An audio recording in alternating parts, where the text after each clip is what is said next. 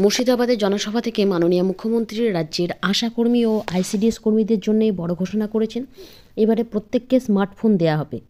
আপনারা এর আগে জানেন যে বহু দিন ধরে আপনারা শুনে আসছেন যে আপনাদের স্মার্টফোনের ব্যবস্থা করছে রাজ্য সরকার, কিন্তু সেটা এখনও পর্যন্ত হাতে পাননি। তবে আগামী 2026-এর বিধানসভাকে টার্গেট করে মুখ্যমন্ত্রীর এই জনদরদি মনোভাব এবং তার যা বার্তা, যে আশাকর্মীদের টেন্ডার ডাকা হয়ে গেছে, তাদের প্রসেস শুরু হয়ে গেছে এবং আইসিডিএস কর্মীদের পলিসি করে কিন্তু স্মার্টফোন দেওয়ার কথা মুখ্যমন্ত্রী মাননীয়া মমতা বন্দ্যোপাধ্যায় তিনি কিন্তু মুর্শিদাবাদের জনসভা থেকে প্রত্যেকের সামনে এই কথা তুলে ধরেছেন। আমরা সরাসরি মুখ্যমন্ত্রীর বক্তব্য শুনে নেব, আপনারা দেখে নিন তিনি ঠিক কী বলেছেন। আজকে যেমন আশার মেয়েদের ফোন দেওয়া হয়েছে, আইসিডিএস এর মেয়েদেরও সম্ভবত দেওয়া হয়েছে। ফলে কি হচ্ছে? দেওয়া হয়নি।